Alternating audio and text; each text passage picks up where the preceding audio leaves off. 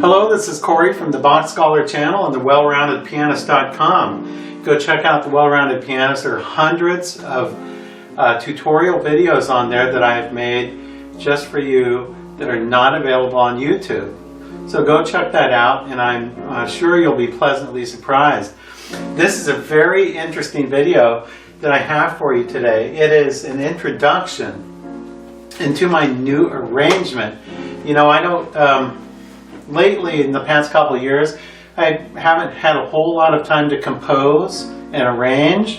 One of the things I love to do is take old classics, classic tunes, and make them into nice piano arrangements. And I'm sure some of you have purchased or played some of my arrangements, and I thank you for that. This is a new arrangement of mine that I just happened to compose sort of. I wasn't really planning on doing it. I just woke up one morning and this arrangement just sort of came out. And it is on the very famous Humoresque of Dvorak. And I wrote this composed it about a month ago.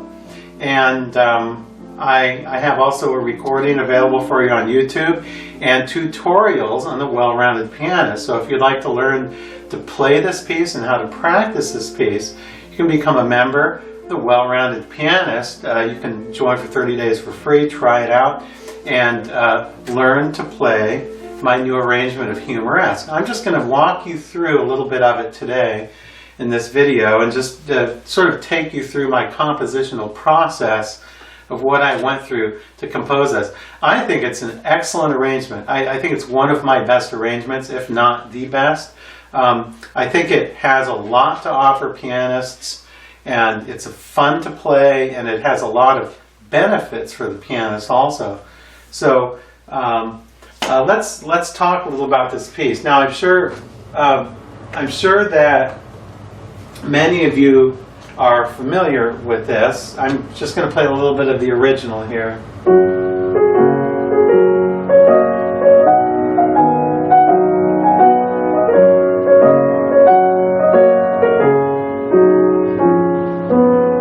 Okay, there's the A section, then the B section is.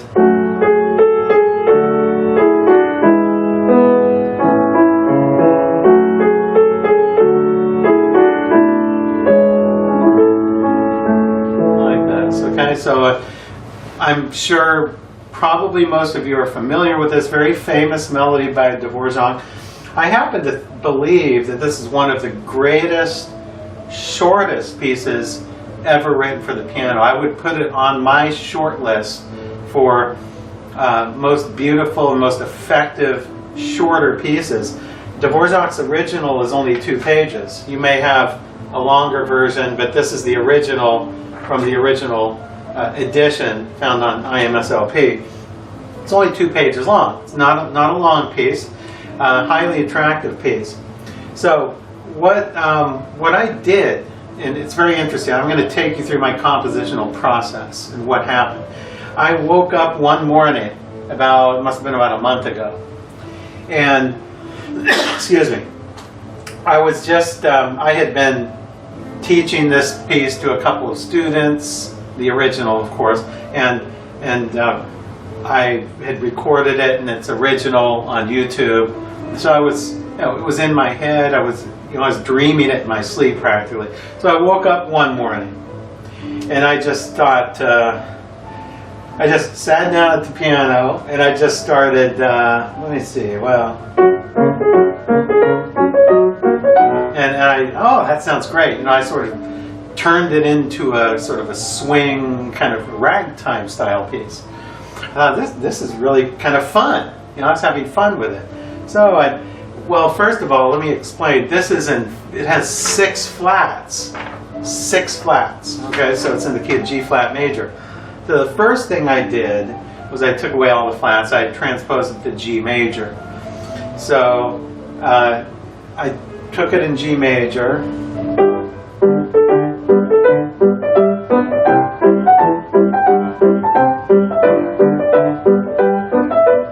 And I was sort of messing around like that. And I made sure that the bass notes of my arrangement corresponded with Dvorak's bass notes here. So I was very careful. I'm very careful in my arrangement to be very close to his original, even though my style is different. Dvorak's is a little more classical.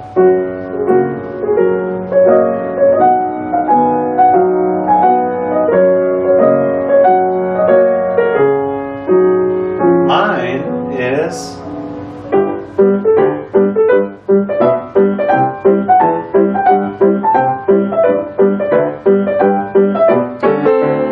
like this, and it's a really fun sort of swing style arrangement. So what I did with this is I was having fun with it, and I actually composed my first version of it. Was the whole thing was like in ragtime style. So I got to the next section. I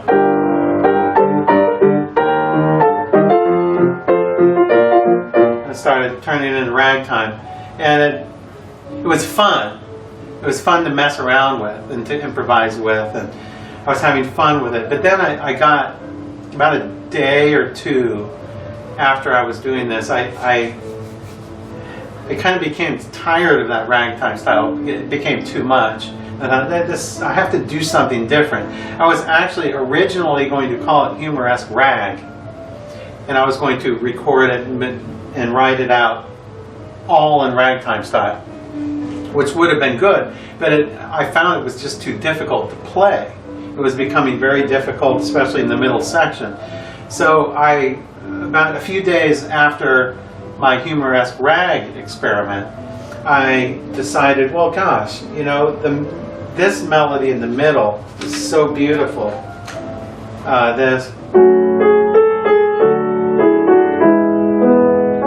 I thought that's so beautiful. You know, that I want to do something different with that. I don't want that ragtime style anymore. So I retain the outer sections,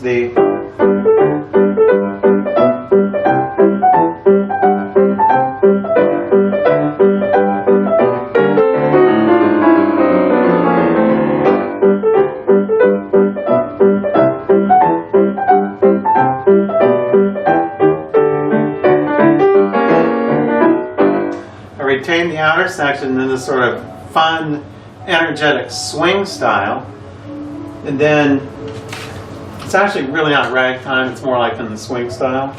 And then I decided after that, excuse me, I decided after that, you know, then I was sort of influenced by, of all things, Rachmaninoff. Rachmaninoff. Good old rock. Okay. I'm sure you know this prelude here. The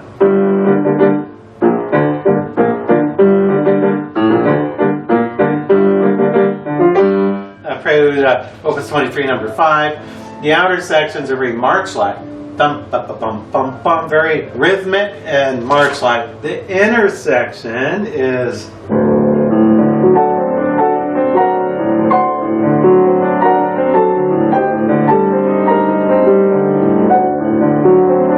very lyrical, and lyrical with arpeggios in the left hand.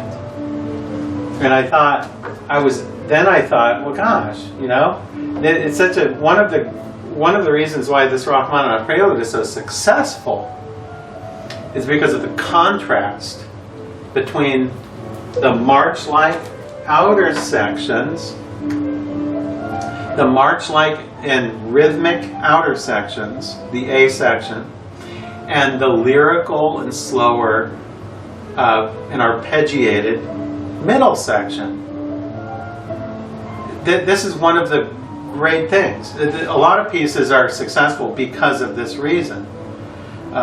Fantasy Impromptu, another great example. You have fast, very energetic outer sections, and then the middle section is very lyrical with arpeggios in the left hand. So this is not just something Rachmaninoff did, it's something that any great composer would have done.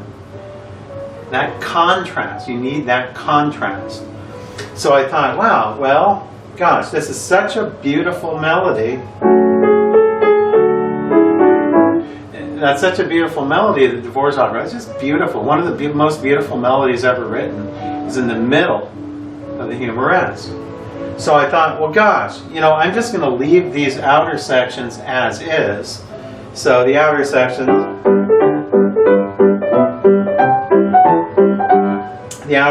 are like this.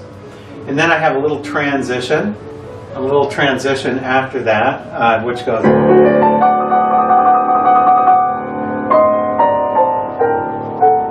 Sort of leads us into the minor key. Then we have G minor. Another excellent thing that Dvorak did in the Humoresque, that one of the things that makes it successful is the contrast between major and minor. He writes the outer sections are in a major key, G flat major originally, and then the parallel minor, F sharp minor, in the middle. So it gives it that contrast. So then I have I'm in G major. I'm going along in G major.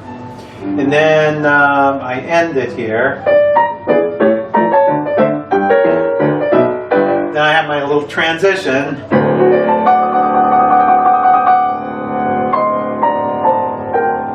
Sort of slows down, little pedal there to hold it. I'm holding it longer than I need to.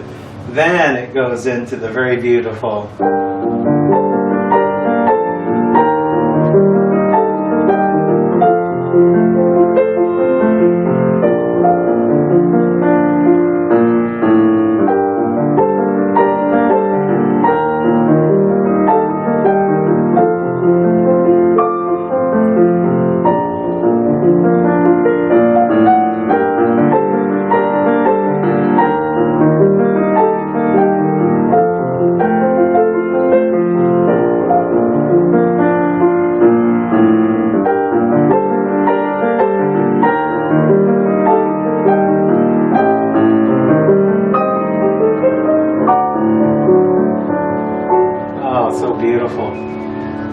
Whenever I play this, I always think of that the middle section of the Rachmaninoff.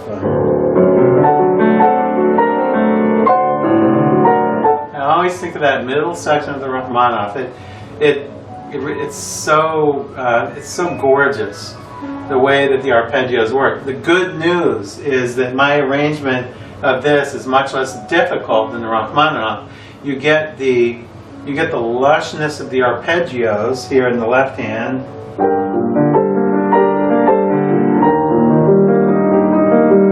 They're very, very friendly to you. Rachmaninoff's arpeggios are very awkward because he had big hands, long fingers, and so for us normal people that don't have really big hands, it's difficult.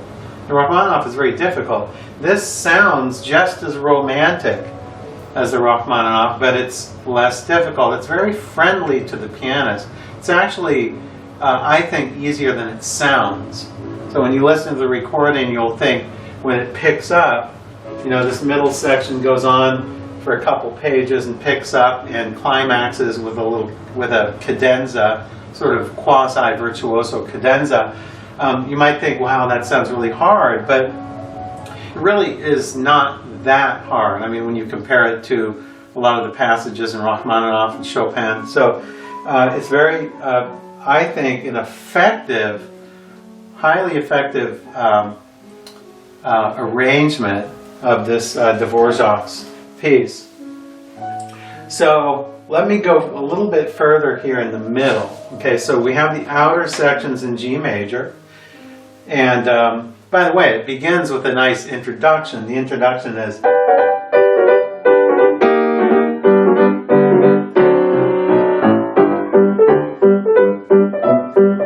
So the introduction is a nice.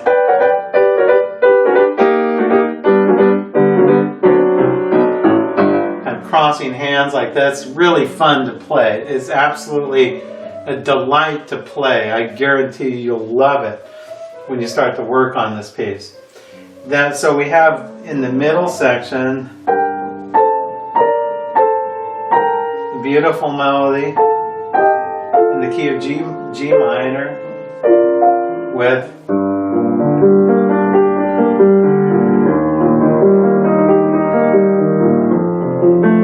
beautiful beautiful arpeggios here. It sounds very folksy, actually. Actually, it sounds a little Irish to me for some reason when I play this. And then after we cadence, then it gets even slower.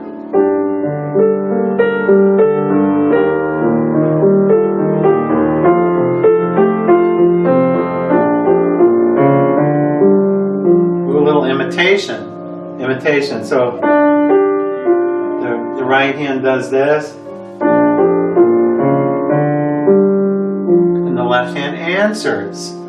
Now you might think, "Oh, Corey, you're really stretching it there." But see, I got that from Dvorak. Actually, he does that sort of thing here with the left hand.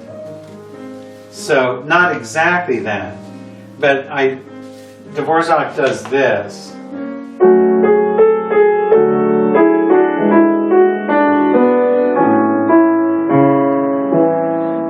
He has imitation here.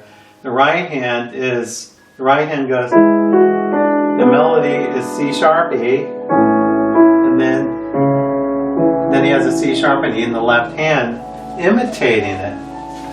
So I just sort of played with that, and you have imitation. So it sounds like I added that, but I didn't really add it at all. That was Dvorak's idea. So in other words, in this arrangement, and all my arrangements actually, I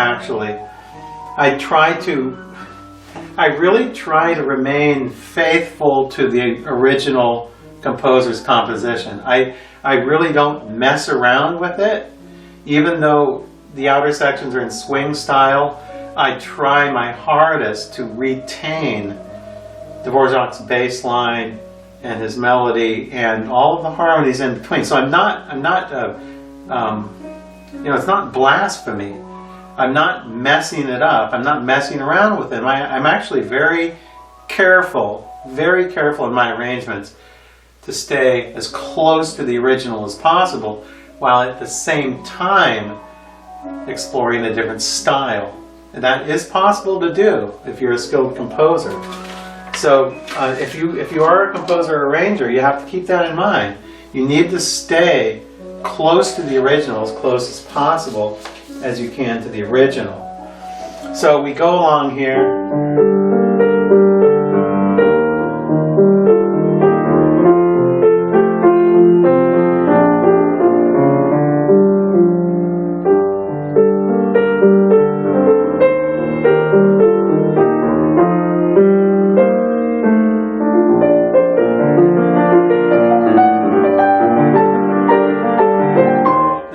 Starts picking up.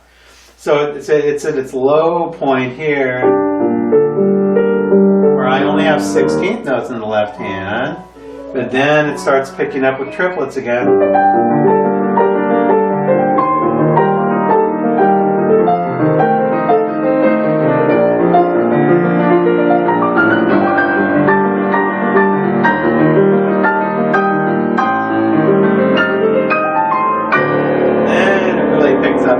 That's what reminds me of Rachmaninoff. I always think of Rachmaninoff there. I have those Rachmaninoff chords, and it's absolutely just joyous to play. But I'm not changing anything. I am not changing anything. These are all Dvorak's chords. He uses, let's go, Dvorak has this. When it starts picking up here, Dvorak has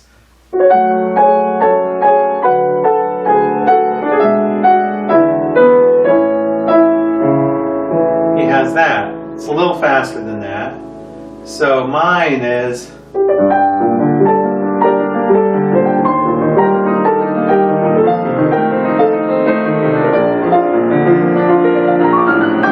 then it goes an octave higher. That's when Dvorak does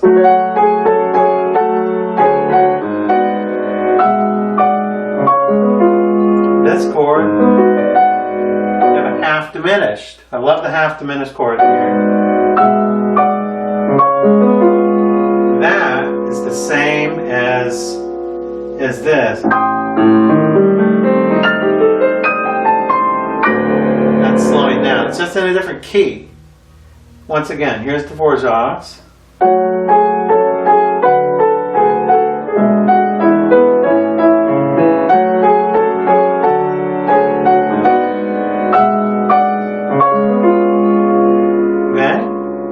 Here's mine. It's a half step higher.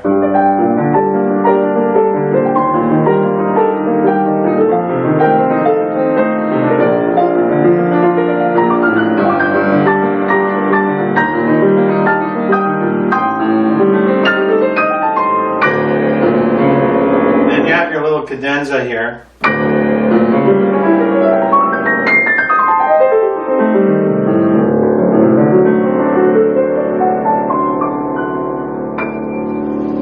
That's the only added part. I just add a little cadenza there. Other than that, I'm not really adding any harmonies that Dvorak doesn't have. So it sounds like I'm adding things, but I'm really not adding anything. I'm just adding triplets in the left hand. It's a little slower than his tempo because I have triplets in the left hand.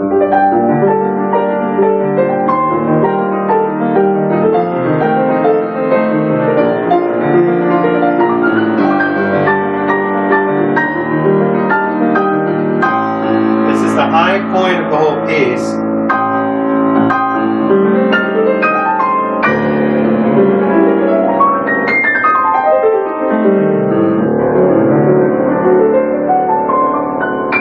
So basically it's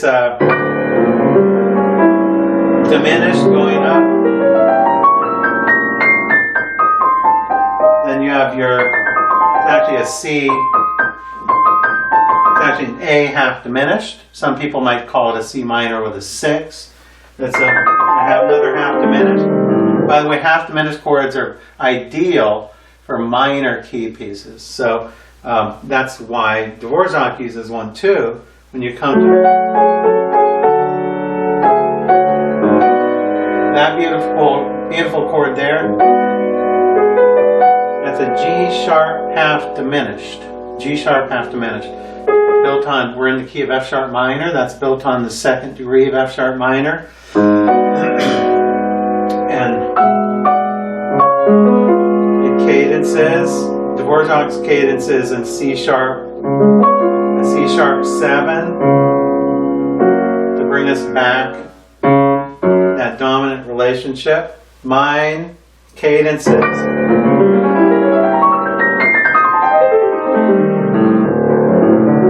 D7 chord. So this is a D dominant 7, and that brings us back a little transition.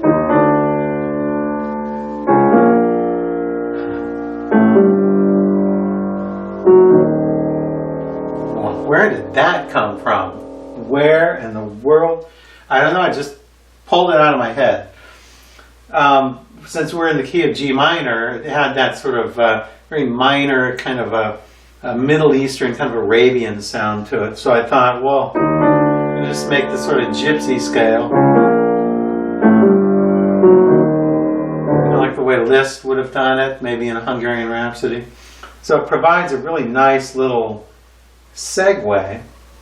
So after we have this cadenza, the high point here, we have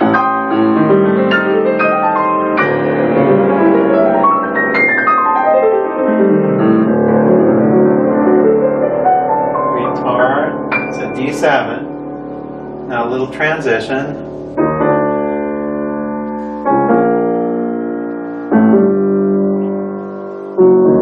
Very mysterious. Now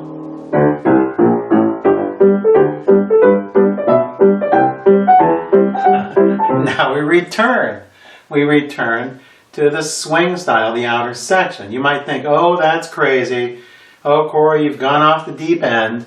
You know, you've just blasphemized Dvorak's Humoresque. Well, no, I haven't, because Rachmaninoff did the exact same thing. You have this lush, you know, you have 2 pages of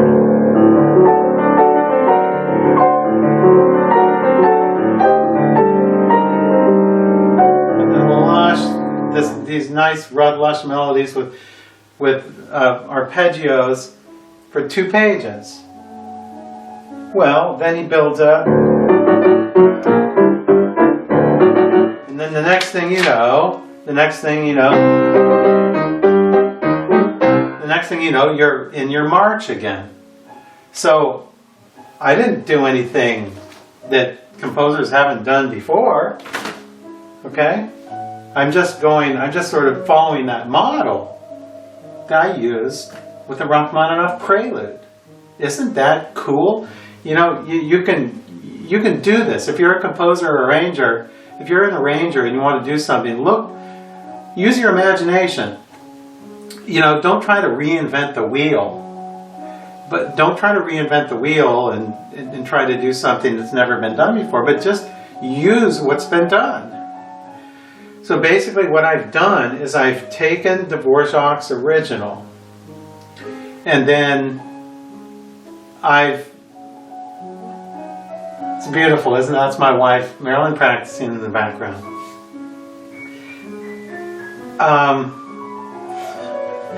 This is what happens sometimes. We'll both be teaching, or I'll be practicing and she'll be practicing. So we don't have really soundproof walls here. So anyway, she's practicing the Chopin Nocturne. Well, anyway, let's get back to this.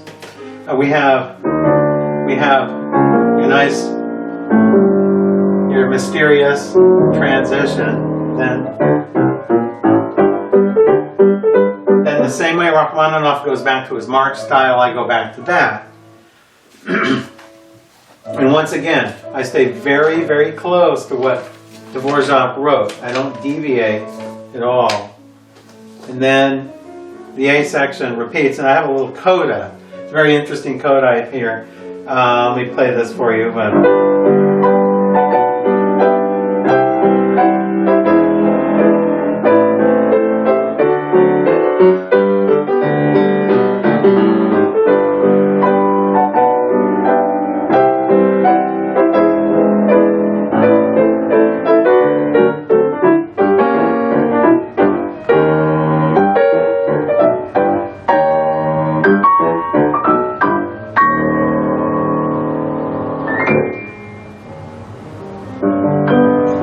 Surprise, kind of tongue-in-cheek ending here. So I have a nice sort of swing style, the blues, kind of a little blues scale going down. I have these nice syncopations off the beat.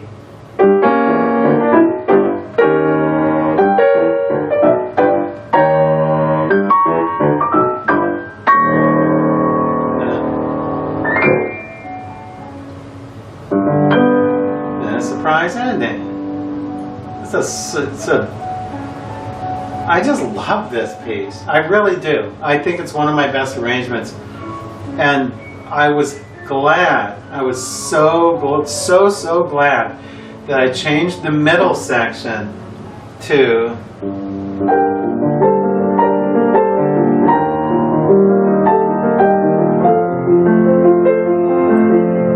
so glad I changed the middle section to something more romantic and something more substantial. You know, my original Humoresque rag was a good idea, but it got really monotonous, even for me who loves ragtime. So I'm glad I changed the middle. Excuse me. I know you'll love this arrangement. So it's for sale now on my website. It's downloadable. You can get the PDF here and play it to your heart's desire. I think you'll really love this arrangement. It's great for the studio, for the piano teaching studio, for those of you that teach. It's great for the concert hall, for those of you that perform. And I am so happy that I came up with this arrangement. You know, lately, like I said, in the past couple of years, I haven't had a whole lot of time to compose. But, you know, I get these inspirations every now and then. They'll come to me and I'll sit down at the piano and ideas will come into my head. And I believe I got a really good idea here with my concert arrangement of Humoresque. So until we meet again, bye.